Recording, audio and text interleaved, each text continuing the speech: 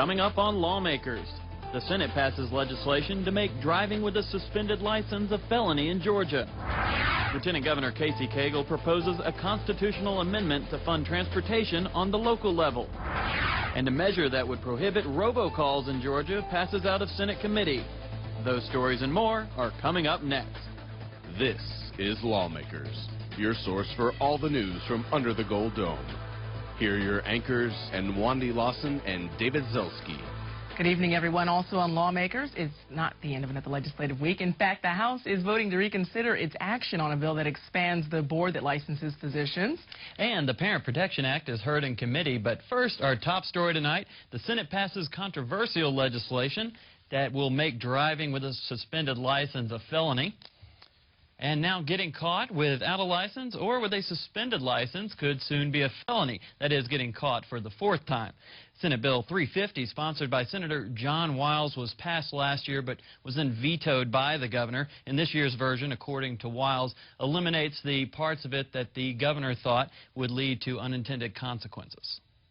As we passed last year, it makes it a felony on your fourth offense in 5 years to be caught driving without ever having been issued a driver's license. That's never having been issued a driver's license or driving on a suspended license.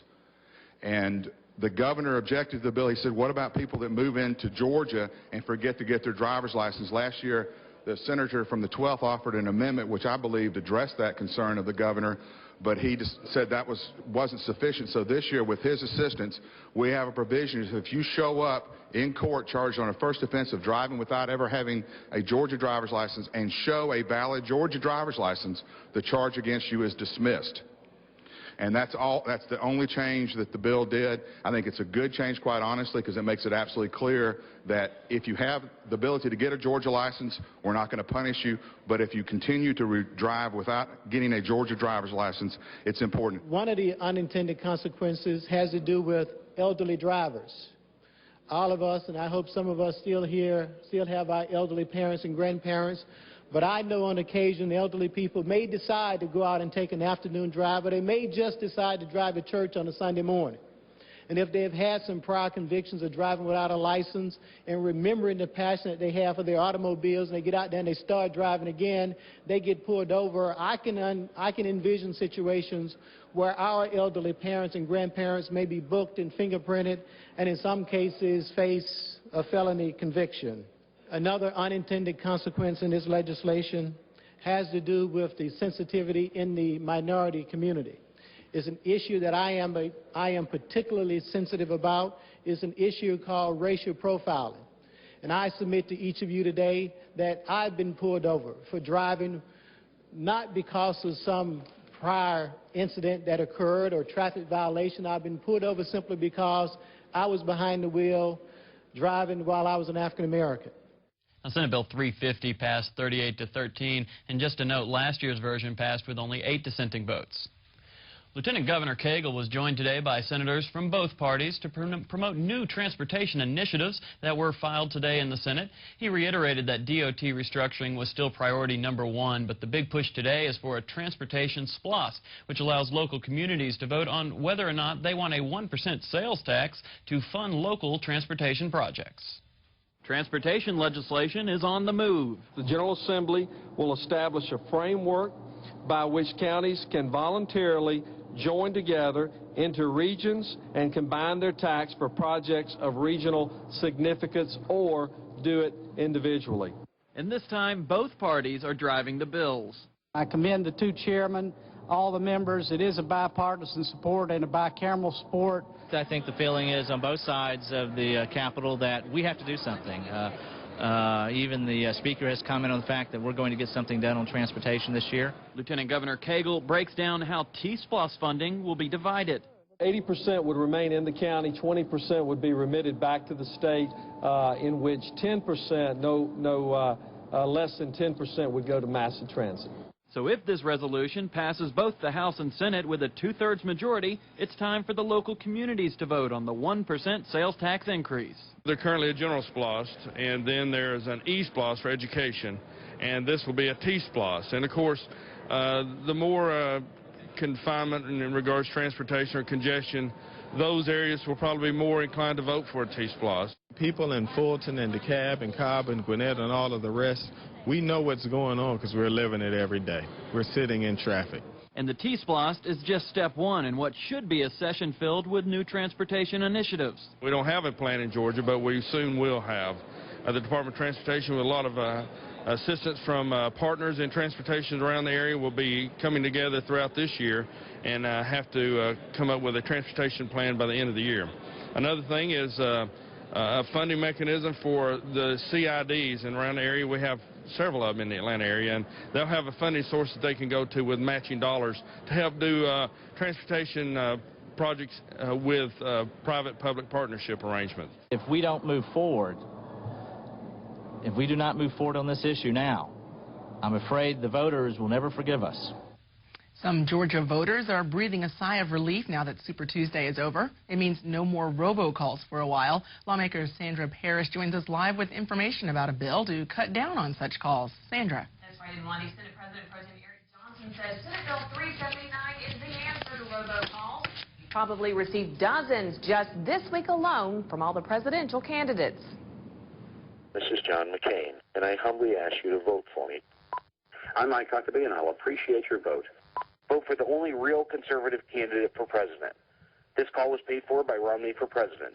Senate President Pro Tem Eric Johnson told members of the Senate Agriculture and Consumer Affairs Committee he wants to make it illegal for any political candidate to use robocalls unless a live operator first asks your permission. We're not preventing political speech. We're simply restricting the use of automated dialing machines. Johnson says it's cheaper for candidates than radio or television ads. Every election cycle, as this technology is getting cheaper, voters are getting more and more of them. So just in the last 2 election cycles, I think it's gone from maybe 2 or 3 to 10 or 15 a night, often from the same candidates over and over again. So I think the consumers are expressing their anger at so many of these calls coming and filling up their machines, bumping other callers off, that kind of thing. I mean, schools can still call parents with the equipment, and businesses can still call their employees. And if you give permission to an organization or to a political party or candidate to call you, they can still call you. But otherwise, a live operator has to ask, would you like to listen to a message from so-and-so, and you say yes or no. Now, violators could face a misdemeanor with a $2,000 fine. Senate Bill 379 passed out of committee with a unanimous vote and now goes to the Senate Rules Committee. Reporting live, I'm Sandra Parrish for Lawmakers. Thanks so much, Sandra. Well, one day after amending a bill to allow advanced practice nurses to a place on the board that licenses physicians, the House today reconsiders its action and puts House Bill 492 back on the general calendar. Isn't it true that I have become convinced that that amendment, while very well intended, is technically flawed and may have unintended consequences? And for that reason, I plan to vote yes for reconsideration and no on the bill, as the author of the bill will probably ask this body to do. The gentleman has that right. Just like Paul on the road to Damascus, sometimes you see the light, sometimes you don't. Representative Buckner, what purpose do you rise? You going to reaffirm, or are you on the road? I'm on the road too, but I'm on the same road I was on yesterday. Isn't it true that on Monday we were visited by public health nurses from all across the state of Georgia, and their handout that they gave us said that because of the rules being so restrictive and so expensive to health departments, that they are continuing to practice under the old 1989 law, not the 2006 law, because it does not allow them to practice. I wasn't here on Monday. I'll let each and every member decide for themselves. The House approved reconsideration of HB 492 by a vote of 101 to 58. Then the chair of House Health and Human Services rose to affirm that nurses already have a voice on the Composite State Board of Medical Examiners. There are 2 nurse practitioners working with the board already, and the nurse practitioners are ones reviewing the protocols as they come in. It is now at the discretion of the Rules Committee whether to bring the measure back to the House floor. The House also voted to add the state's mortgage lenders and brokers to a national performance database, but Representative James Mills explained that House Bill 921 includes an escape clause. Now, at any time, if the nationwide automated licensing system does something that we don't like, then we can pull out. That is in the bill. We retain that authority.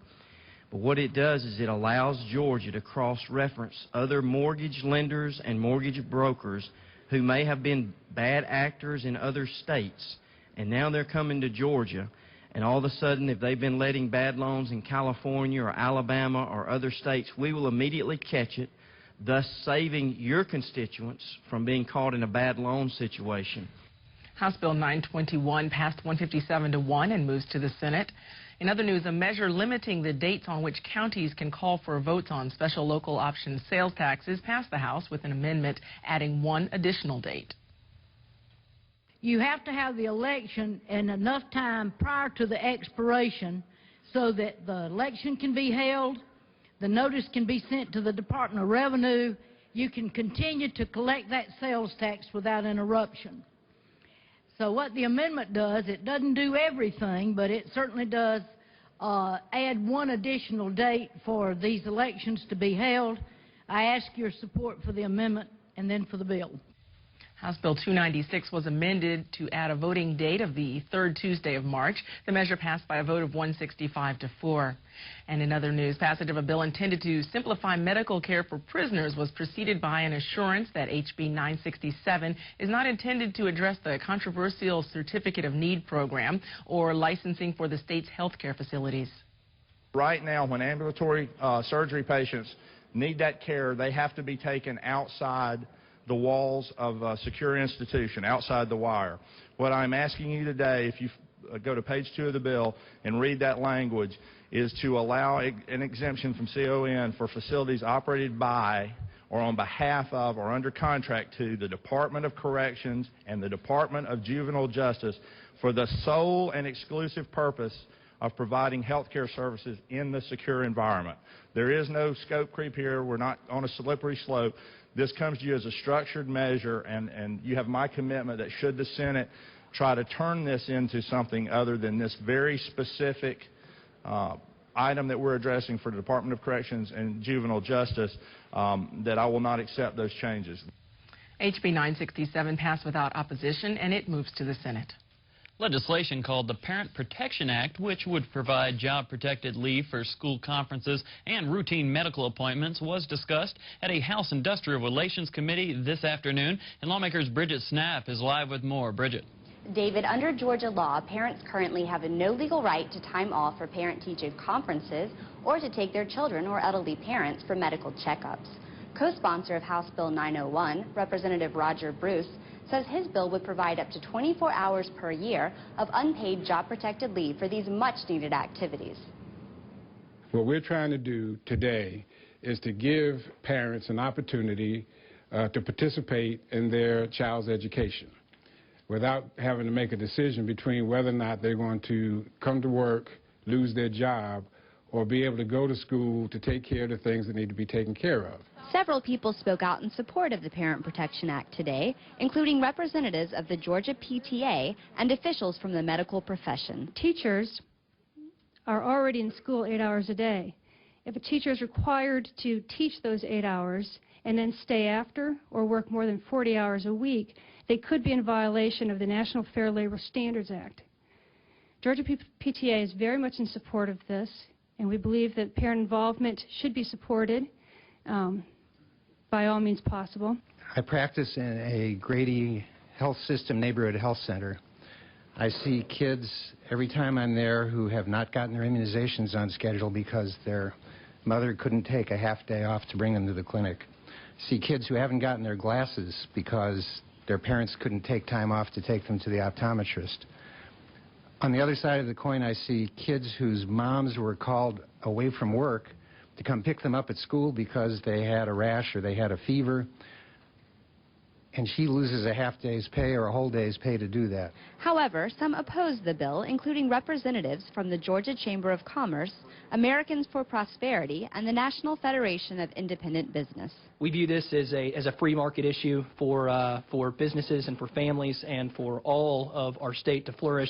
We feel that government mandates are not the way to go, that the employee-employer relationship is most mutually beneficial when either of them have the ability to make requests and make alterations when that doesn't come at the point of a bayonet through a government mandate. The bill now heads to subcommittee for further examination. To show further support of the Parent Protection Act, members of the Georgia PTA, including 200 high school students, will be at the Capitol next Wednesday delivering applegrams to elected leaders. Each apple will have a sticker with a message supporting the Parent Protection Act. We'll be sure to keep an eye out for that. Reporting live, I'm Bridget Snapp for Lawmakers. All right, thank you very much, Bridget. And the Senate passed a total of 5 bills today, along with the driver's license law we mentioned earlier in our program. They also took on legislation to cut down on mortgage fraud and dealt with a bill that prohibits sanctuary policies for illegal immigrants made by local governments. Senator Chip Pearson explains his reasons for Senate Bill 340. Several cities have adopted so-called sanctuary or sanctuary city policies. The concept emerged in the 1980s when various cities declared themselves sanctuaries for undocumented immigrants fleeing the ravages of war in Central America. Generally, sanctuary policies instruct city employees not to notify the federal government of the presence of illegal aliens living in their communities, and in some cases, declarations of cities and towns as sanctuaries explicitly state that local law enforcement officers should not invoke themselves in immigration matters. Currently, there is none in Georgia that are recognized by rule or regulation. But there are, in fact, instances that we know of where they're de facto sanctuary cities because officers are being instructed not to ask about the immigration status of those that they would apprehend. We simply have said that any local governing body that acts in violation of this code section or that fails to cooperate with federal officials or law enforcement officers with regard to reporting the immigration status of any person or that otherwise fails to reasonably provide immigration status information to a federal official or law enforcement officer shall be subject to the withholding of state funding or state-administered federal funding. Senate Bill 340 ended up passing 45-8. The Senate then took up Senate Bill 355. This bill aims to help eliminate fraud in the mortgage loan business. What this bill will do is tighten up the process so that lenders and credit institutions and mortgage lenders can no longer write a corporate check and send it to a law firm and then expect that law firm to close and disperse on that check when the funds are not actually immediately available and can ultimately be reversed or dishonored. So I think it will capture the majority of the problem, and if it's an incremental change but a significant one, and if we need to come back and tighten it up more, I think we can do that. Again, both bills passed and now go over to the House. We'd like to take a moment to recommend a website that's a valuable resource for information about the Georgia General Assembly. Go to www.legis.ga.gov. That website is a great research tool that we at Lawmakers use on a regular basis. Well, there was one bill that ruffled several feathers today in the Senate. Senator John Bullock brought a display to help explain his bill to people of all age groups.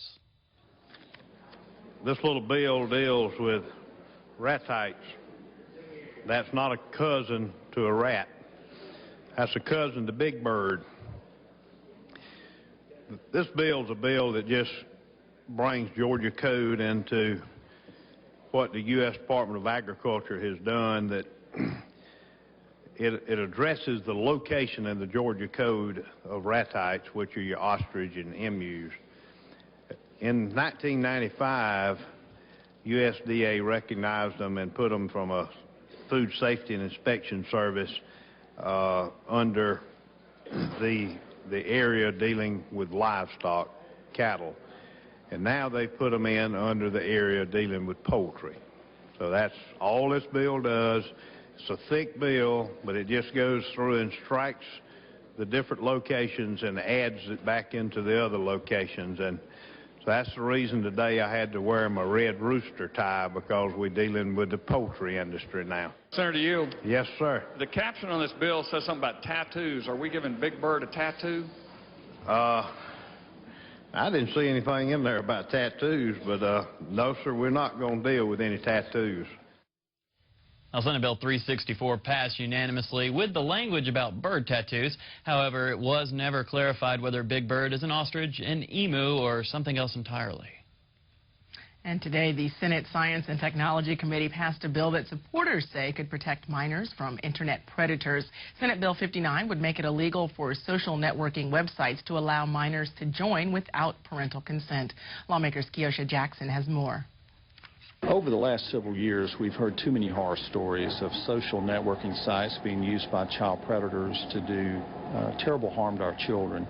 This is a bill, Senate Bill 59, that seeks to give parents a more helpful way to be involved in this process. It would require social networking sites to get parental permission before a minor child can use the site, and it would also make sure that parents have access to the materials. Senator Cecil Staten presented SB 59 last year. Under the bill, violators would receive a misdemeanor for their first offense.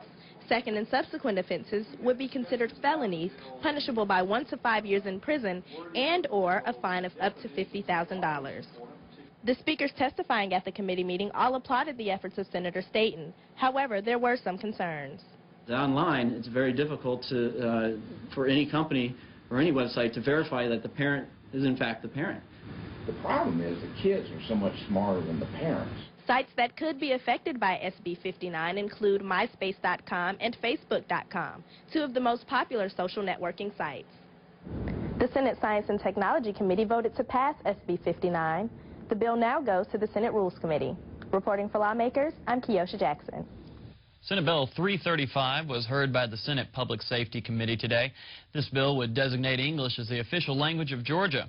It also aims to prohibit an agency or subdivision of the state from requiring an employee to speak or learn any language other than English for employment. The bill was sent back to subcommittee for further review, and bill sponsor Senator John Douglas expects the committee to take it up on Monday. The Senate Ethics Committee passed two bills today. One allows voters to cast absentee ballots without stating a reason, and the other permits local governments to create ethics panels. Andy Dixon has the story. Senate Bill 387 not only allows electors to request absentee ballots without explanation, but also provides for the electronic request of those ballots. The Secretary of State's office expressed support for the legislation, and the committee only briefly discussed the bill before giving it a do-pass recommendation. The committee also took up Senate Bill 372. The bill provides local governments the jurisdiction to create ethics panels. Senator Kasim Reed sponsored the bill. Preparing a bill that would do one simple and important thing. That is to direct the local municipalities that are funded through taxpayer dollars to have a vehicle to accept an ethics complaint. That bill was proposed after Clayton County Schools risked losing its accreditation due to ethics violations by board members. Senate Bill 372 also received a do-pass recommendation. Both bills now go to the Senate Rules Committee for a vote.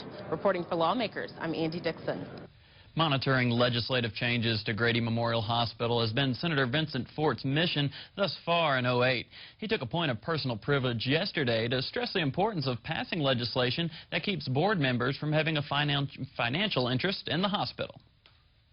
We need to assure the public that at Grady and other places like Grady that there's no conflict of interest. If you serve at Grady, if you serve on a board, you're serving because you only have one thing in mind, and that is to help Grady fulfill its mission of providing health care to the indigent. But then to have the chair of the board retain that position and then also be CEO of Grady is deeply troubling. And it probably would have been prevented if the bill that we're talking about now had been in place. I'm glad to see that bill moving. I'm looking forward to it coming to the floor and passing out of this body and going over across the hall.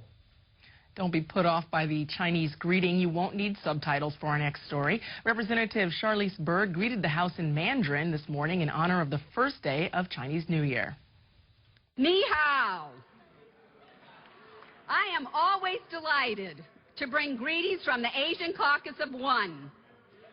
Today marks the start of the Year of the Rat on the Chinese lunar calendar. The lunar calendar is based on the phases of the moon and determines the Chinese New Year. It is the most important holiday filled with celebration, merriment, lasting for 15 days. The caucus, my Chinese family and friends, wish you a Gong Xi Fa Cai. And in case you were wondering, Representative Byrd ended with the traditional New Year's greeting, which loosely translates to congratulations and be prosperous. The Legislative Black Caucus presents a Black History Moment in the House each day in February. Today, Representative Coach Williams read a vignette about abolitionist Harriet Tubman. Born Amira Ross, she changed her first name to Harriet when she was a young adult, possibly in honor of her mother or due to religious conversion. Her husband, John, was a free black man. When Tubman escaped from Maryland, he chose not to join her, but rather continue his free life in Dorchester County without her. She was successful in helping her parents and her 4 brothers, Ben, Robert, Henry, and Mose, to escape. But she failed to rescue her sister, Rachel, and Raquel, 2 children, Ben and Agnew. Rachel died in 1859 before Tubman could rescue her. Moses disappeared, but Robert, Ben, and Henry changed their name to John, James, and William Henry Stewart, respectfully, and lived the rest of their lives in the North. The north wing of the Capitol was filled with song today during Presbyterian Rally Day. Lawmakers Kim Sims has that story.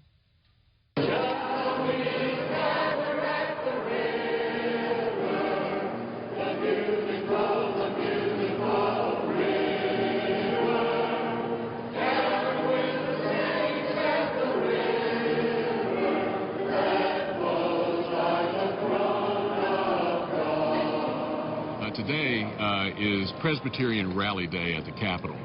It's a day when Presbyterians from all over our presbytery come and have an opportunity to visit the Capitol. We hope to be able to visit some of their own legislators and to hear some really good, timely presentations by legislators and other leaders from the different areas that we're interested in following for this year's session.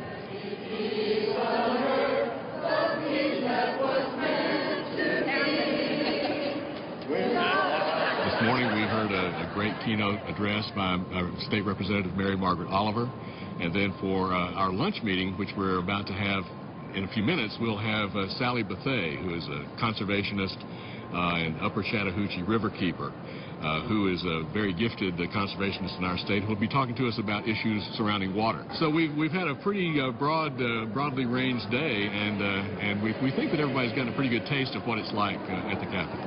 Okay. Reporting for Lawmakers, this is Kim Sims. Coming up tomorrow on Lawmakers, a measure that would allow the GBI to run a suspect's DNA through a data bank comparison prior to conviction is introduced. We'll also talk with Tom Crawford of CapitolImpact.com. That's tomorrow night at 7. And if you have missed any part of this Lawmakers broadcast, tune in tomorrow morning when Lawmakers repeats at 5:30 a.m. You can also keep up with all the action under the Gold Dome daily on your local GPB radio station during Morning Edition, All Things Considered, and evenings at 6 p.m. on Georgia Gazette. Now stay tuned for Ask This Old House. Tonight's episode features water softening systems and fiber cement shingles. That program is coming up next here on GPB. And that's our broadcast for this, the 13th legislative day of 2008. I'm Wandy Lawson. I'm David Zelsky. Have a great evening.